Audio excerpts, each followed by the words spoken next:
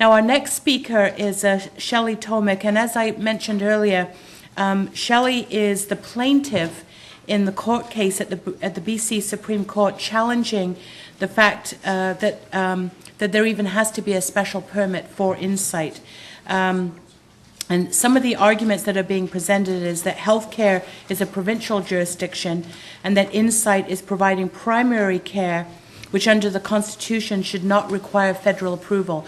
And so you may sort of think, well, you know, why would we take this on? Well, one thing that I've learned is that when you take on an issue or a battle, to kind of go at it on different levels is very important. So to have a legal initiative that's challenging the status quo on that level is something that's very important, as well as what we do in the community by holding forums, what advocates do. So this court case is very important, and we're very happy that Shelly has come today to give a perspective of what InSite means to her as a former user, and to talk a little bit about the case. So please welcome Shelly.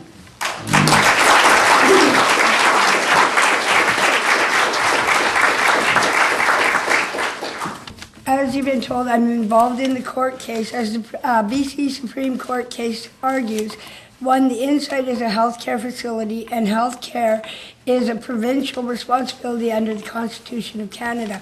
If the InSite, it saves lives, and if it's closed, it would violate my Charter of Rights and Freedom under Section 7, the security of the persons. I've been at the InSite. I was one of the first 12 people in there. And as a result of being there, I no longer have as many abscesses, health issues, but the outcome is I'm alive right now. There has not been one death connected to the InSite, even though that statistically the overdose rate has risen. They don't state whether that's pills, alcohol, self-inflicted, or IV. Had the IV percentage been at the InSite instead of outside on their own, I personally believe that a lot of those people would be here today. If it saves one life, it's worth it. These people have taken their own time out of the hours of work at the InSite to help me get into recovery. They are my support bases. They are a form of my recovery. For addicts, we don't trust. It's very hard to trust, especially government, sorry. It's a fact. And then when we find people there that are not, they're not getting rich working there. They're there out of the kindness of their hearts. And they go beyond what their job description is. I wouldn't be here right now. I have 8 kids. I got 11 grandkids, and that's why I'm doing this, because one day it could save their lives. I'm not as well spoken as most of these people, but I'm here, I'm alive, and I'm going to keep fighting because we need the InSite. We actually need more of them. Thanks.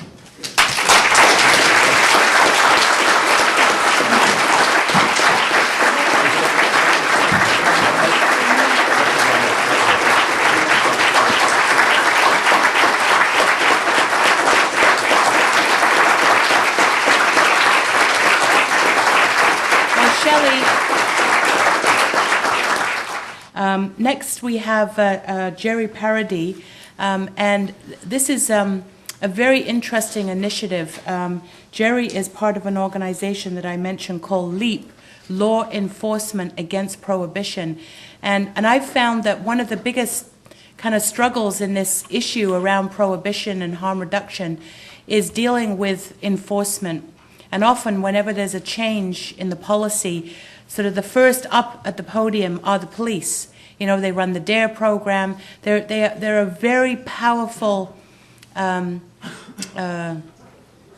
spokespeople, right? They have a huge amount of influence, and it very much ties into what I call the politics of fear. Right? Everybody's worried about crime and drug use and what their kids are doing.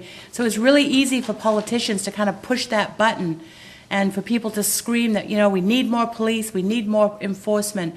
And so this organization, LEAP, has actually done an incredible job because they really started to change the debate. When you have people inside the system, right inside the system, police officers, judges, prosecutors who are actually standing up and saying, you know what, this is wrong, then it's something very powerful. Jerry Paradis was appointed as a provincial court judge here in British Columbia in 1975. And he served in the provincial court until 2003. And he dealt with probably over 1,000 drug cases.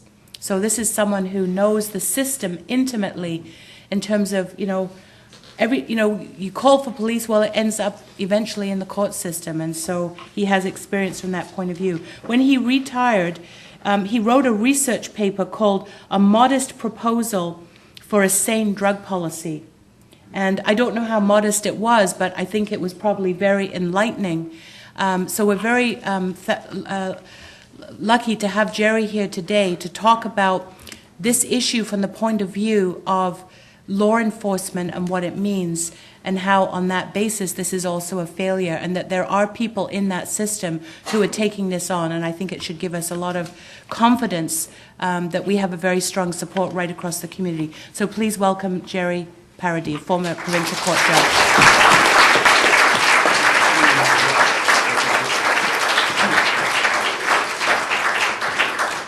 Thank you very much, Libby. Thank you.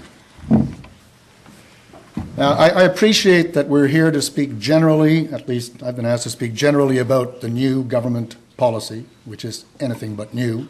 As Philip has pointed out, it's same old, same old.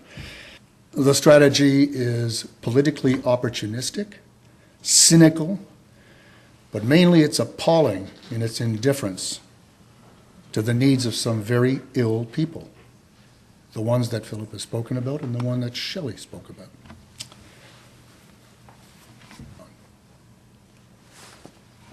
Before I was appointed to the provincial court in 1975, I defended many people on drug charges. A number of them were addicts. My first office was in the Ford building, Main and Hastings, right on the corner. My second office was in the Toronto Dominion building at Cambie and Hastings. I spent a lot of time in that area of town and saw a lot of things and dealt with a lot of people. The situation today may look bad, but consider how it was then. Heroin addicts, very few had ever heard about cocaine, were literally hunted. They were considered not quite human by the police, by the public, and yes, as often as not, by the courts. Undercover officers prowled the alleys of the downtown east side, using as bait the substance that these users couldn't do without. It's an old cliche, but it was like shooting ducks in a barrel. And the ducks that were shot in that barrel could expect no big break from the law, which more or less at that time dictated a jail sentence for simple possession of heroin. In fact, as I recall and as my notes tend to indicate, 6 months in jail was pretty much the average. And there was a very strange piece of warped thinking that went into that. The thought was that that would give the sinner time to repent and to get clean, and then come out a new person and ready to become a productive member of society. That's a phrase that judges love to use. Of course, it wasn't really an idea. It was a rationalization, because those like myself who were doing this had to somehow explain to ourselves why we were doing it. And we thought that that was a way to deal with the problem. Well, as we all know, that's not how it worked out. And as Philip has pointed out very clearly, it didn't work out at all. And also, we know now that there was never any chance that it would work out. Now, at the time, when I was first appointed, I bought into the orthodoxy that drugs, except of course for booze, were inherently evil, and that this open season on users was the way to go, that the scourge could be banished by punishing people who we considered, in a sense, morally degraded. Thinking outside the box is another cliche, but there's a lot of truth behind it. We are often boxed in and conditioned by our upbringing, our education, and simply everything we read on a day-to-day basis. I was in that box for at least the first 10 years of my time as a judge. But sometime around the mid to late 80s, that drug orthodoxy lost its legitimacy for me. By then, I'd heard hundreds of drug cases. I heard many more hundreds after that. Sentencing had become a high wire act. I had to remember that the addict in front of me had broken the law and there had to be some consequences for that. But I also couldn't escape the obvious. She'd harmed no one but herself, and her addiction compelled her to commit the crime.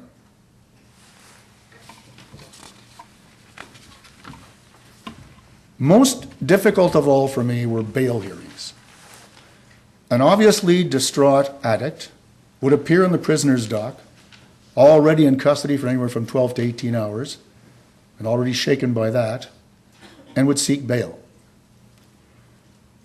The code requires, the Criminal Code of Canada requires the detention of anyone who is likely not to show up in court at a later date, or is likely to commit more offenses while at large. Well, an addict, almost by definition, fits those criteria. So I'd have to look this anxious wreck in the eye and confirm that, yes, you would have to stay in jail and suffer through forced withdrawal. Anyone familiar with the downtown east side, and Libby is foremost among them, will concede that although the scene is a lot messier now than it was then, that's as much because of the lack of effective housing and mental health policies over the years. But the fact remains that it is also messier now because a chronic drug user who may or may not be homeless or mentally ill will still have to recognize that his addiction is in itself no longer cause to hide under a rock. He's no longer prey in the sense that he was. So the inhibition caused by that comes out into the open. The broad public conception, in my view, of addiction has changed radically. And with that, there's been a significant shift in what to do about it. When I first joined LEAP, which was not until 2005, I hadn't heard of it until just shortly before I joined it. At that time, that organization had started with 5 cops, retired cops, who set it up. There are now more than 8,000 members all across the United States and Canada, much fewer in Canada. But they have pressed the issue in such a way, and those people at this table have pressed the issue in such a way, and many of you in this room have privately done so, that when I used to say, after I joined LEAP, that I didn't expect serious change in my lifetime, I don't say that anymore. I quite expect that there will be serious change in my lifetime. I expect to have a fairly long life, but I still think there's going to be some serious change. InSite is a very small first baby step in the right direction for Canada. It's the most visible sign that there's a new orthodoxy out there at work, one which dictates an across-the-board public health approach to drug use and abuse. Now, it's interesting to note the constant undercurrent of righteousness. God, it annoys me. It just makes me angry. In the thinking of prohibitionists like Harper and Clement. Now, first I have to point out that I suspect that because they're intelligent people, they probably don't believe the bull that they're putting out. It's purely political posturing. But I'll just for the moment, because they say so, I'll accept that they do believe it. Now that righteousness, that moral approach to the issue, comes down to a pretty simple sort of conclusion. They did it to themselves, so why give them any help? Of course, to be consistent, they would have to also eliminate treatment and palliative care for people dying of lung cancer after a lifetime of smoking. Of course, that's not in the cards. But quite apart from that inconsistency, to present a strategy that ignores the consensus and to keep InSite dangling in the wind clearly demonstrates a moral bankruptcy on their part. And that bankruptcy, I think, is best illustrated by something that just happened completely by chance.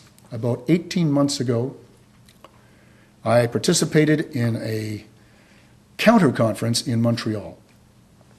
The DEA was holding its first ever annual meeting in Canada, and so we got together and put a counter-conference on at a hotel across the street. It went quite well. We got some fairly good coverage with a lot of people who attended. And then in the process of my appearances back east, I just happened to be chatting with an aide from the office of the then Minister of Justice, Vic Davies. They had just announced a similar program to the one they've announced for drugs about crime generally and how they were going to improve the serious crime situation, which of course isn't so, wasn't a serious crime situation. Crime's been going down for years. They were going to improve that by more draconian measures, tougher sentences, minimum mandatory sentences, things like that. And I asked this woman, why, as Philip did, asking parliamentarians or these two conservative members that he spoke to, why is it you can't look at your own information, like the peer-reviewed projects, rather papers on the InSite project, why can't you look at that and come to a rational conclusion about what to do with the problem? I said, isn't he aware of the statistics when he talks about crime in this way? And she said, well, yes, we brought that to his attention. And he said, I know about the statistics, but in this office, they don't exist. Thank you.